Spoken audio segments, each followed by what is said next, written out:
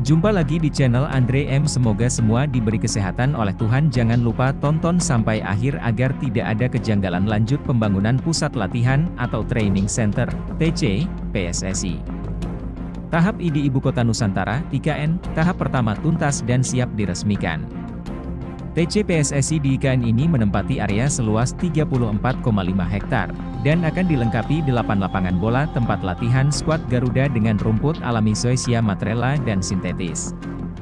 Kemudian asrama dengan kapasitas 138 orang, yang terdiri dari 56 kamar untuk pemain, 20 kamar untuk tim pelatih, dan 6 suite eksklusif untuk pelatih kepala.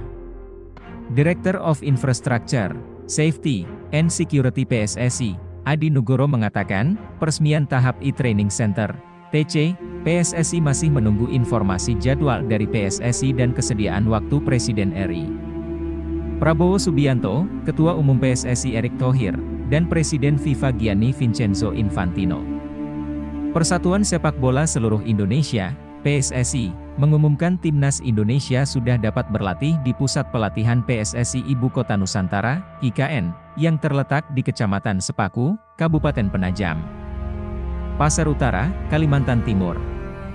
Direktur Keamanan dan Infrastruktur PSSI Adi Nugroho mengungkapkan, saat ini pembangunan tahap pertama Pusat Pelatihan berstandar FIFA itu sudah rampung. Pusat Pelatihan PSSI Kota Nusantara bisa digunakan Tim Nasional Indonesia untuk latihan, karena pembangunan tahap pertama sudah selesai, kata Adi, Sabtu, 15 Februari 2025, dikutip dari Antara. Namun, ia menambahkan, penggunaan fasilitas tersebut masih menunggu keputusan Badan Tim Nasional, BTN, yang memiliki wewenang dalam penjadwalan latihan Timnas.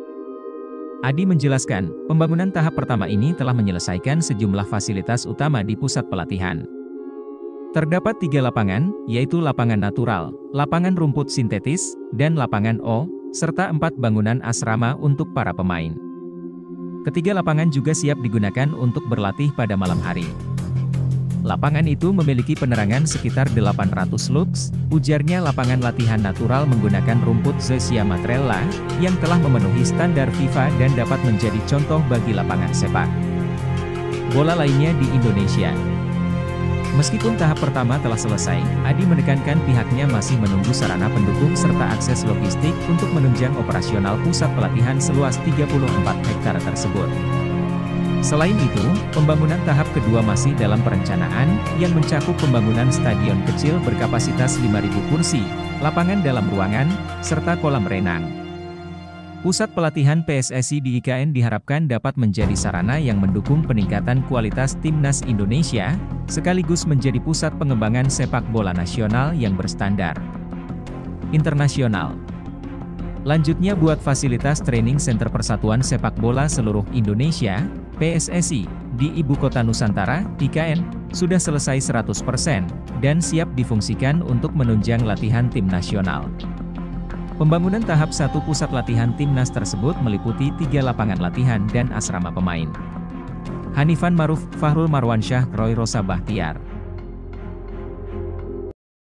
Lanjut Kepala Otorita Ibu Kota Nusantara atau OIKN, Basuki Hadi Mulyono, mengatakan pihaknya akan segera berkantor di IKN mulai Maret 2025. Semua pegawai akan berkantor dari IKN mulai bulan depan. Hal itu disampaikan Basuki dalam rapat kerja Komisi 2 DPR di Kompleks Parlemen, Senayan, Jakarta, Rabu, 12 Februari 2025. Ia menjelaskan, selama ini pegawai OIKN berkantor di 3 tempat yakni Jakarta, Balikpapan dan IKN. Namun khusus bulan depan para pegawai semua pindah ke IKN. Yang selama ini ada 3 tempat, di Jakarta, Balikpapan, dan IKN. Tapi mulai Maret dengan selesainya kantor, akan kami pindahkan semua ke sana, kata Basuki. Alasan semua pegawai OIKN akan berkantor di IKN, yakni kata Basuki agar fokus mengawal pembangunan ibu kota baru tersebut.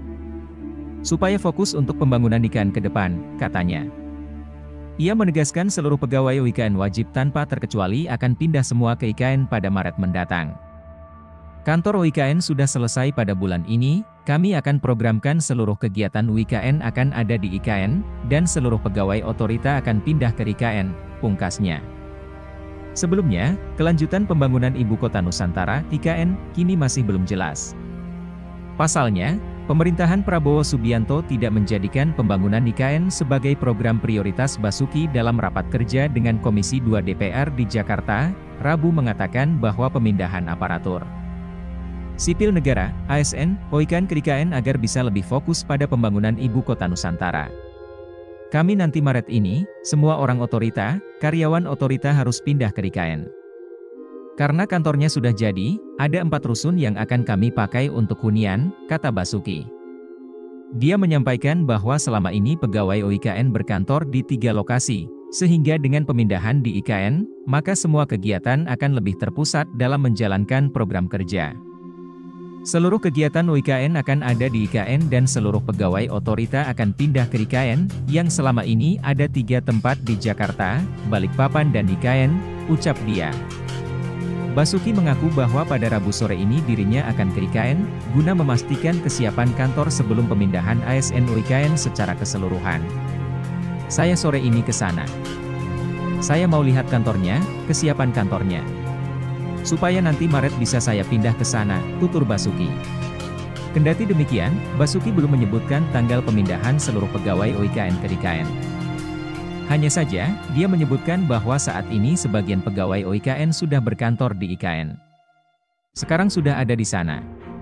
Kalau yang kebanyakan yang dari OIKN sebenarnya sudah ada di sana, IKN. Yang di sini, Jakarta, ada di Menara Mandiri, itu pun dari lantai yang 17 sudah gak ada, tinggal lantai 5, imbuh Basuki. Otorita Ibu Kota Nusantara, OIKN, mengungkapkan seluruh kegiatan OIKN direncanakan akan dilakukan penuh di Nusantara, Kalimantan Timur mulai Maret tahun ini. Juru bicara OIKN sekaligus staf khusus Kepala OIKN Bidang Komunikasi Publik Troy Pantou mengatakan, seluruh pegawai OIKN juga direncanakan akan mulai berkedudukan dan berkantor di gedung OIKN yang berada di kawasan inti pusat pemerintahan, KIP, IKN pada bulan Maret. Direncanakan seluruh kegiatan otorita IKN akan dilakukan penuh di Ibu Kota Nusantara dan seluruh pegawai otorita IKN akan mulai berkedudukan dan berkantor di gedung otorita IKN yang telah selesai dibangun di kawasan inti pusat pemerintahan, KIP, IKN mulai bulan Maret 2025 ini, ujar Troy di Jakarta, Rabu. Kantor pusat OIKN dengan gedung yang baru di IKN, Kalimantan Timur akan digunakan pada bulan Maret 2025. Lanjut.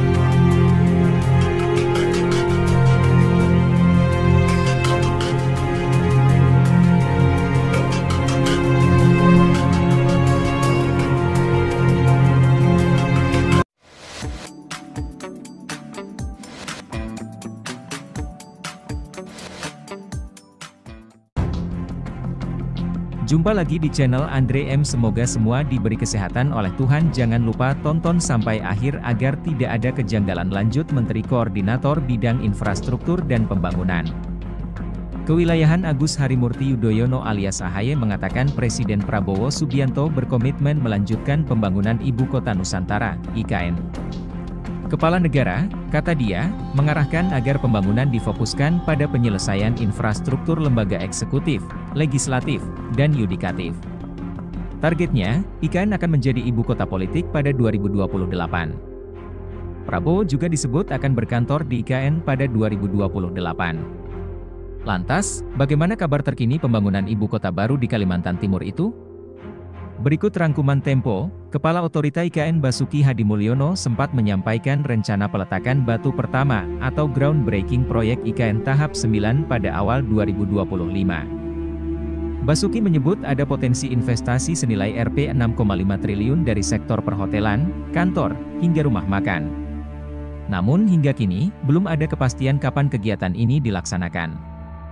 Sebelumnya, juru bicara Otorita IKN Troy Pantou menyebut pihaknya bersama Kementerian Pekerjaan Umum sudah melayangkan surat pengajuan kegiatan groundbreaking proyek maupun peresmian infrastruktur. Tapi masih menunggu kepastian jadwal dari Istana, kata Troy kepada Tempo, Selasa, 14 Januari 2025. Troy juga mengatakan belum mengetahui secara pasti nilai investasi yang akan masuk dalam groundbreaking tahap 9. Menurut dia, hitungan pasti baru diketahui setelah groundbreaking atau secepatnya pada H1. Nanti akan kami informasikan, ini apa saja, investasi yang masuk, kata Troy.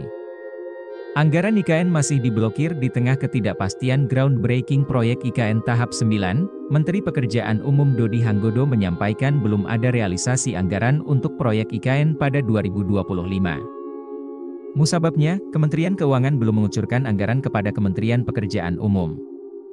Anggaran itu, anggaran infrastruktur, diblokir semua, kata Dodi saat ditemui usai rapat bersama Komisi V DPR RI di Komplek Parlemen Senayan, Kamis, 6 Februari 2024.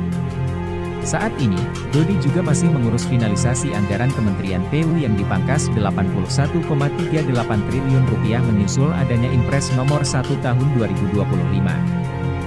Walhasil, pagu anggaran Kementerian PU yang sebelumnya ditetapkan Rp110,95 triliun ini hanya tersisa Rp29,57 triliun. Namun, Sekretaris Jenderal Kementerian PU Muhammad Zainal Fatah menyatakan bahwa anggaran IKN tidak diblokir akibat instruksi Presiden nomor 1 tahun 2025. Zainal menjelaskan, pemblokiran anggaran merupakan kebijakan Menteri Keuangan ihwal penggunaan anggaran pada awal tahun. Misalnya, anggaran yang dibuka adalah anggaran untuk operasional. Sementara anggaran lain, seperti untuk proyek pembangunan, masih ditahan. Itu biasa. Di awal tahun selalu begitu, tutur Zainal pada Jumat, 7 Februari 2025. Adapun pada 2024, Dodi menyampaikan kementeriannya telah menggelontorkan Rp40,29 triliun untuk proyek ibu kota baru di Kalimantan Timur. Realisasi anggaran untuk IKN ini tersebar di 4 sektor, yakni sumber daya air senilai Rp1,45 triliun, Bina Marga Rp18,32 triliun, Cipta Karya Rp12,09 triliun, dan perumahan senilai Rp8,43 triliun. Anggaran Rp14,4 di otorita sementara anggaran Kementerian PU dipangkas, otorita IKN mendapat tambahan anggaran Rp8,1 triliun tahun ini. Sehingga, bila ditambah dengan pagu sebelumnya senilai Rp6,3 triliun, anggaran otorita IKN kini menjadi Rp14,4 triliun. Anggaran ini terpaut jauh di bawah realisasi Kementerian PU untuk tahun lalu, yakni Rp40,29 triliun. Basuki Hadimulyono menyebut Prabowo sudah menyetujui anggaran tersebut dalam rapat terbatas 21 Januari 2025 atau sebelum Prabowo menginstruksikan penghematan belanja APBN dan APBD pada 22 Januari 2025. Namun, Basuki mengatakan akan bersurat ke Kementerian Keuangan untuk menyesuaikan kepastian anggaran pembangunan IKN.